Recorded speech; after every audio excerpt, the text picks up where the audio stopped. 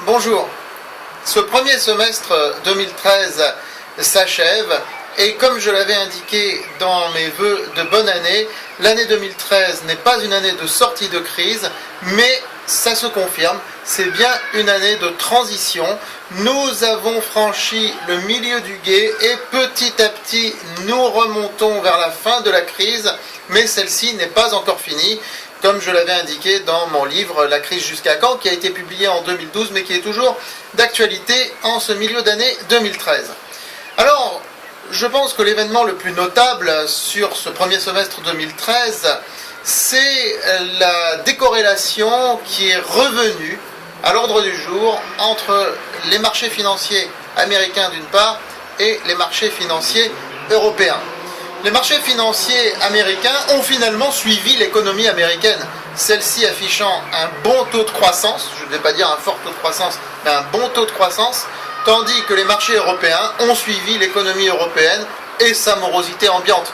D'ailleurs, au 30 juin 2013, l'Eurostoxx est dans le rouge par rapport au 1er janvier, le CAC 40 est légèrement dans le vert et les indices américains sont très largement dans le vert.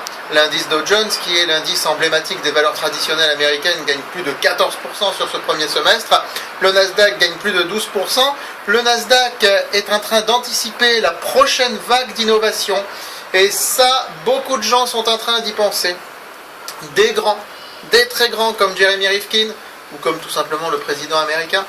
Donc, on parlait de cette vague d'innovation, de la révolution industrielle qui se prépare. Alors, ce n'est pas pour tout de suite, mais comme je l'ai indiqué à plusieurs reprises aussi, c'est cette révolution industrielle qui permettra à l'économie de sortir de la crise. Et ça, le Nasdaq l'anticipe dès aujourd'hui. À la fin de ce premier semestre, sur France Bourse, nous avons publié un dossier sur les valeurs innovantes qui est toujours en vente, bien entendu, et qui recense une vingtaine de sociétés qui seront les acteurs de cette fameuse révolution industrielle qui va se faire autour de la 3D, de la robotique, autour des hologrammes, autour de l'interconnectivité. On va pouvoir être connecté de partout, en tout lieu, en tout temps. On va vers ça, nous allons vers ça. Et cette révolution industrielle est en train de se préparer et on le voit bien aujourd'hui et c'est ce que le Nasdaq également anticipe.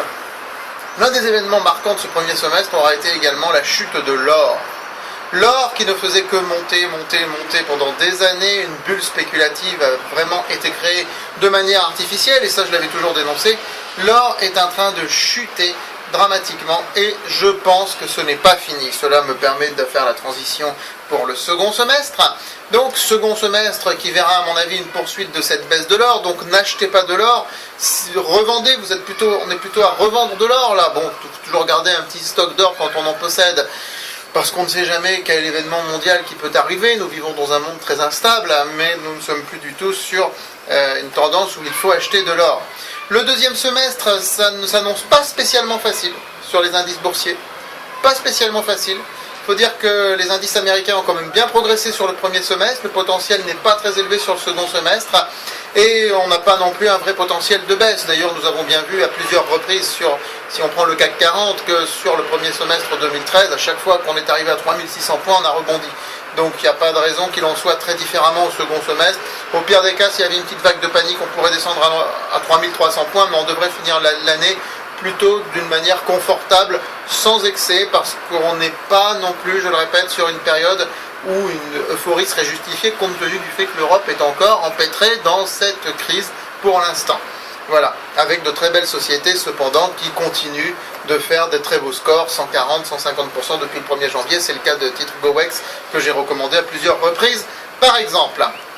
Voilà, sur ce second semestre, donc pas de sortie de crise toujours, mais on continue d'avancer.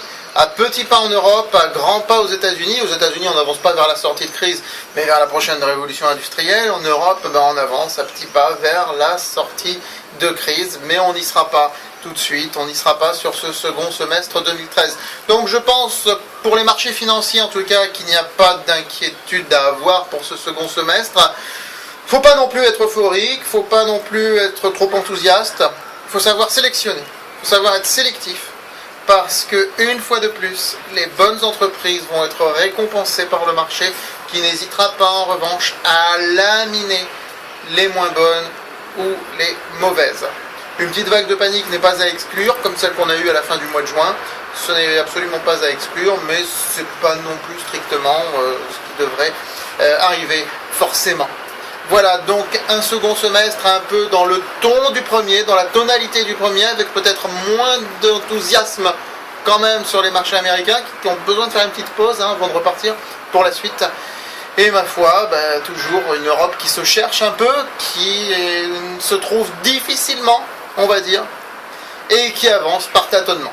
Voilà pour ce point économique et financier de ce milieu d'année 2013. Je vous retrouve bien sûr sur francebourse.com régulièrement, quotidiennement même.